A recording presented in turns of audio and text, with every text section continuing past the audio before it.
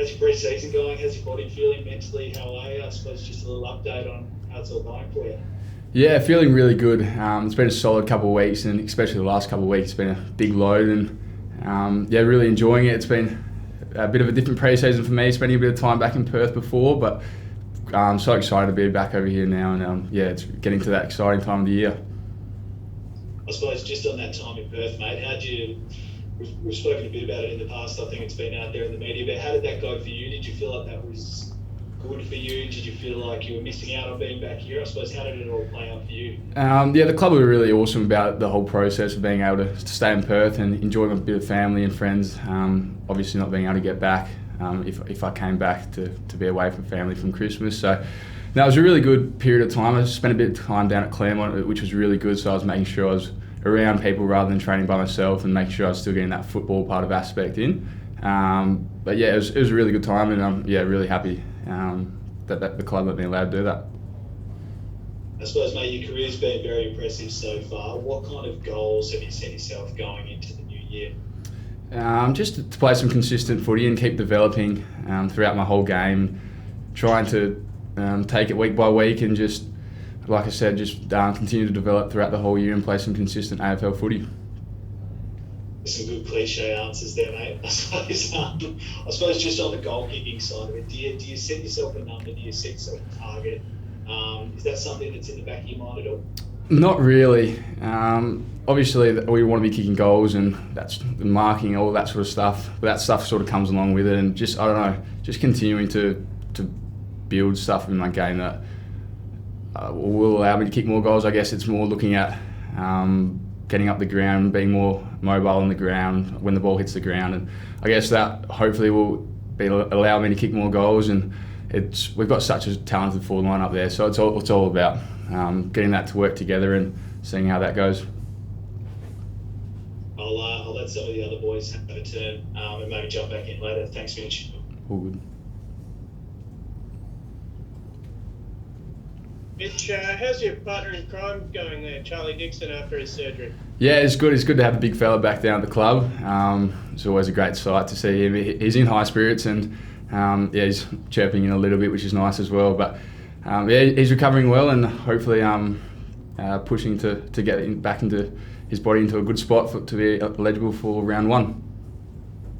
It's a bit of a setback, obviously. Do you expect he'll be ready for round one and be able to hit the ground running? Yeah, I think he's certainly looking towards that and trying to get his body into that sort of ability to be available. And I think just for him, it's just about getting back to that stage. So it's good to have him back around the club, and hopefully he's back as soon as possible. What if he's not quite right? Are you ready to sort of step up into that number one key forward spot?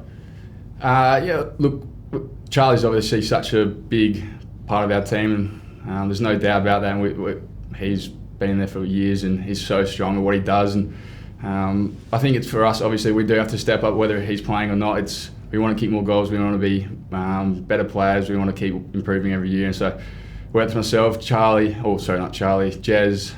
Toddy, all of us need to step up, and whether he's back or not. So yeah.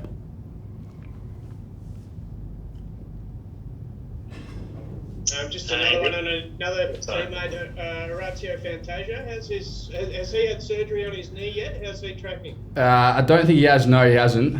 He's tracking well. He's just trying to build up a fitness base on the bike, and he's just in high spirits, and hoping to get his body back underway soon. Is he doing much in terms of training, or is it all the bike stuff? And any idea whether he is going to have surgery? He's just on the bike at the moment, just building up his fitness level, and still unsure, I think, with what's happening.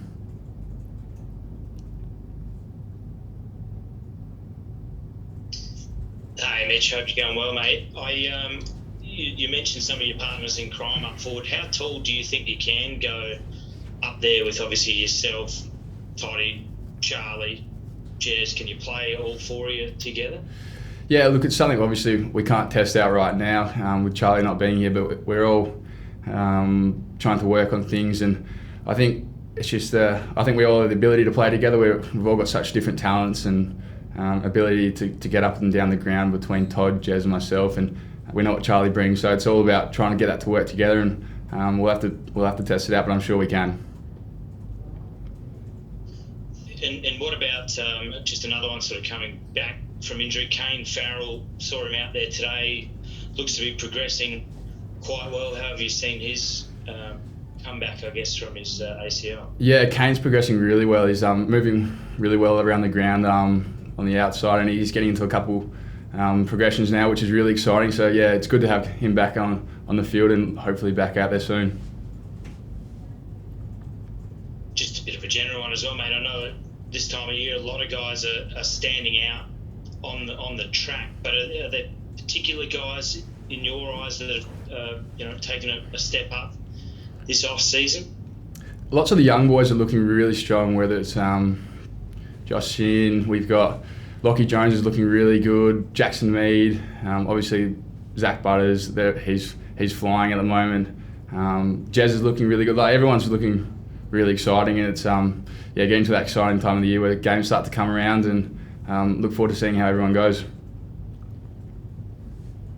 And just one last one for me for now. Connor Rosie on the bike today. That a bit of load management. Is that all that was? Yeah, I think so. It's been, like I said, a massive couple weeks. So I think for him it was just to manage a bit of load, and he'll be back out there soon, no doubt.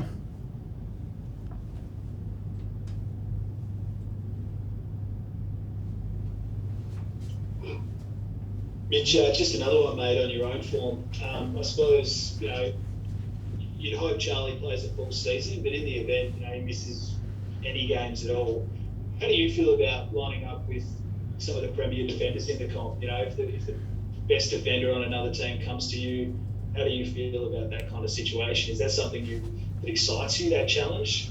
Yeah, obviously that'd be a great challenge, and whether it's down here at the park at Alberton, we've got some amazing defenders, whether it's Aaliyah, Tom Jonas. So it's really good to get some practice on those boys now that usually go to Charlie.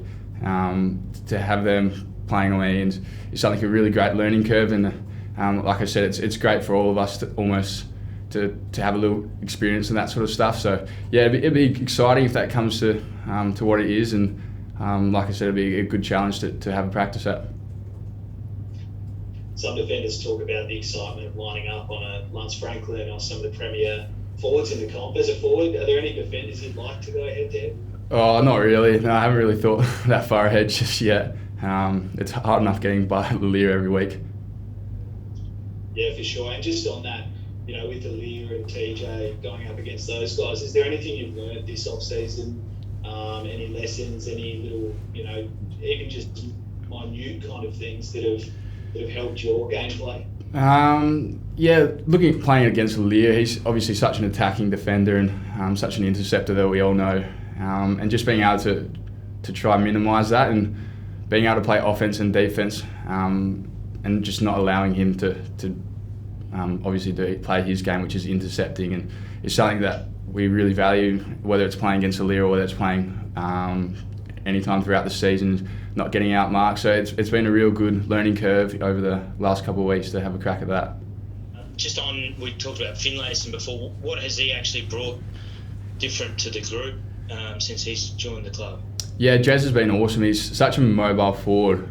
He competes really well in the air, and then on the ground he's really exciting, and he's been able to go into the ruck as well and be a real key role in there as well. Like today, he was flying around in the ruck and then coming forward and resting, and he just provides another different option, I guess, to have a look at.